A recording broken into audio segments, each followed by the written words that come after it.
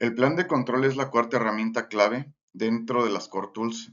Hablaremos de esta herramienta más a detalle y conoceremos sus fases y características.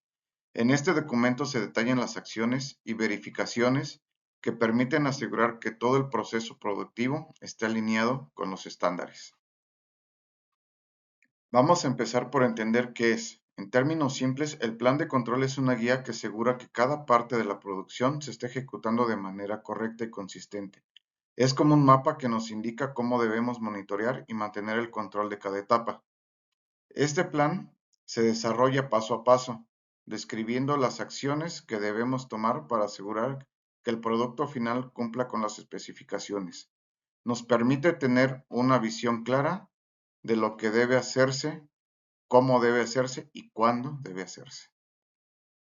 Las fases del plan de control. Existen tres fases clave en el plan de control: prototipos, prelanzamiento y producción. Estas fases se estarán desarrollando durante la PQP. No son tres documentos, es un solo plan de control que va evolucionando en estas tres fases conforme vamos avanzando en el APQP. El plan de control final obtenido en la fase 4 del APQP es el plan de control de producción que se estará entregando en el PPAP. Plan de control de prototipo. Este plan se utiliza durante la fase inicial de desarrollo del producto, cuando se fabrican prototipos o unidades experimentales, con el objetivo de evaluar si las piezas del prototipo cumplen con los requerimientos del diseño y si el proceso es capaz de fabricarlas. Se enfoca en identificar posibles fallas y ajustar tanto el diseño del producto como el proceso de manufactura. El plan de control de prelanzamiento. Este plan se implementa después de la fase de prototipos, durante la producción inicial o el llamado prelanzamiento. Aquí el objetivo es refinar el proceso de producción antes de que se inicie la producción en masa y asegurar que el proceso de producción está bajo control antes de la producción a gran escala, permitiendo ajustes y mejoras en el proceso. Plan de control de producción. Este es el plan de control final utilizado para la producción en masa de las piezas. Su objetivo es asegurar que todas las piezas producidas durante la fase de producción en serie cumplan con las especificaciones del cliente de manera consistente. Un ejemplo de plan de control para la instalación de una bocina en el panel de la puerta de un vehículo. Lo primero es información general del proceso. En este caso, tomaremos nuestro ejemplo previo, operación 170. Nombre del proceso, ensamble de bocina en panel de puerta. Máquina o dispositivo, atornillador neumático. El plan de control nos pide características, pero ¿de dónde sacamos estas características? Las características del producto que pide un plan de control son aquellas propiedades críticas que deben ser monitorizadas y verificadas durante el proceso de fabricación, para asegurar que el producto cumpla con las especificaciones y requisitos establecidos. Son propiedades o atributos específicos que definen cómo debe ser o funcionar un producto, tales como características funcionales, características dimensionales, características estéticas, características de material. Estas características las obtenemos de tres fuentes. Una, dibujos. Cuando el cliente dice que las características son críticas, van directamente al plan de control. Hay otras características que necesitamos controlar aun que no sean críticas, pero sí son importantes para el proceso. Estas salen de la MEF de diseño y de la MEF de proceso.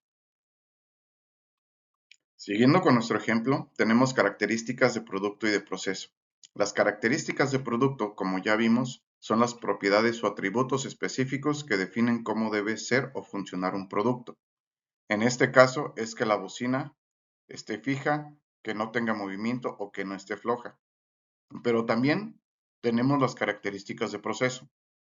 Estas son los atributos clave del proceso de fabricación o ensamblaje, que deben controlarse para garantizar que el producto cumple con sus especificaciones y estándares de calidad.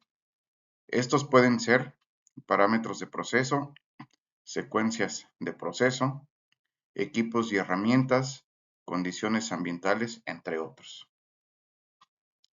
Estas características las obtenemos de la MEF de proceso. Cuando se llena el control plan con las características, no pongan características de producto y de proceso en una fila. O es producto o es proceso, pero no las dos. Especificaciones y tolerancia. En esta parte vamos a definir o agregar las especificaciones. Estas salen de las características del producto y proceso. Características del producto, pues es bocina fija, que no esté floja, y especificación, sonido sin vibración. Característica del proceso, torque con atornillador neumático. La especificación, digamos por un ejemplo, 5 más menos 0.5 Nm. Para asegurar que las especificaciones y tolerancias se cumplan, es esencial contar con los métodos de medición adecuados. Estos métodos permiten verificar que las piezas fabricadas cumplen con los requisitos establecidos. En la siguiente sección del plan de control vamos a definir el método de inspección y medición. Ya que tenemos especificaciones, tenemos que definir cómo se van a verificar que la especificación se esté cumpliendo. Esto lo podemos hacer de muchas formas. De forma automática, como por ejemplo cámaras de visión artificial, medición por láser, sensores de presencia, entre otros. Para equipos de medición, tenemos micrómetros, pruebas de tracción, maquinaria de medición por coordenadas o CMM, con gauges. Los más comunes son los Go No Go, pero hay infinidad. Y por atributos. Esta es una inspección visual, táctil o que depende específicamente del operador. Tamaño de muestra. Se refiere a la cantidad de piezas o componentes que se deben inspeccionar para asegurar la calidad y conformidad del lote de producción. Este número es determinado en función de varios factores, como la criticidad del componente, la variabilidad del proceso y los estándares de calidad establecidos por el cliente o la organización. En la industria automotriz, donde la precisión y la confiabilidad son fundamentales y no se puede revisar cada pieza fabricada, se usan métodos estadísticos para determinar el tamaño adecuado de la muestra. Continuando con nuestro ejemplo, quedaría de esta manera. Característica del producto, bocina fija, que no esté floja. Especificación, sonido sin vibración. Táctica de medición visual, táctil. Tamaño de muestra 100%, frecuencia continua. Aquí sí se inspecciona pieza a pieza porque se puede hacer dentro de la operación y del flujo del proceso. Característica del proceso. Torque con atornillador neumático. Especificación 5 más menos 0.05 Nm. Técnica de medición torquímetro. Tamaño de muestra 2 piezas. Y la frecuencia la definimos cada 4 horas y cambio de modelo. Cuando hablamos de métodos de control en la industria automotriz, nos referimos a las técnicas y herramientas que se utilizan para prevenir defectos, asegurar la estabilidad del proceso y mejorar la eficiencia. Estos métodos ayudan a monitorear el desempeño de los procesos de manufactura y al cumplimiento de las especificaciones en tiempo real. A continuación, veremos algunos ejemplos de métodos de control utilizados en la industria automotriz. Control estadístico de procesos, que es SPC, que veremos en el siguiente tema. Lista de verificación o checklist, trazabilidad y reportes de laboratorio. Es muy importante tener y guardar registro de los resultados. De esta manera tenemos un historial y podemos realizar un estadístico e implementar mejoras. Cuando se detecta una desviación o una posible mejora, es necesario desarrollar un plan de acción. Este plan establece las acciones correctivas y preventivas que se deben tomar para garantizar que los productos se fabriquen dentro de las especificaciones. La acción correctiva o preventiva debe estar claramente identificada para abordar un problema específico identificado en el plan de control y cómo se va a atacar en caso de que las características del producto o proceso estén fuera de especificación. Es esencial asignar a personas y equipos específicos la responsabilidad de ejecutar estas acciones. Así quedaría nuestro plan de control ya terminado. En la parte de arriba, en el primer renglón, tenemos nuestra bocina fija con una especificación que no tenga vibración, una evaluación o medición visual, táctil, una frecuencia del 100%, perdón, un tamaño de muestra del 100% y una frecuencia continua, controlando con una instrucción de trabajo y una acción es retrabajar en 2 ocasiones o segregar si no es posible retrabajar y el responsable que sería el operador. Para el atornillador tenemos el siguiente renglón con el proceso que es torque con un atornillador neumático.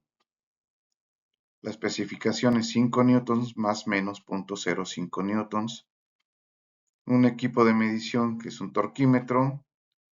El tamaño de muestra 2 piezas en una frecuencia de cada inicio de turno o cambio de modelo. Y llevamos modo de control en una hoja de parámetros y registros. La acción es detener el proceso, ajustar torque y está como responsable mantenimiento y técnicos de calidad. El uso adecuado de esta técnica nos permite responder rápidamente a cualquier desviación en el proceso, garantizando que nuestros productos cumplan con los más altos estándares de la industria. Una observación, la cantidad de controles no deben ser todos los de la MEF, ya sea AMEF de diseño o AMEF de proceso. Se tienen que definir los controles necesarios y no tener controles de más. Me ha tocado trabajar con equipos que tienen demasiados controles y las estaciones se vuelven muy complicadas para poder estabilizarlas. Y esto genera muchos paros y muchos rechazos por tener demasiados sistemas de detección o sistemas de detección redundantes. Recuerden, más no es mejor. Y con esto terminamos el tema de plan de control y nos vemos en la siguiente sección que es SPC.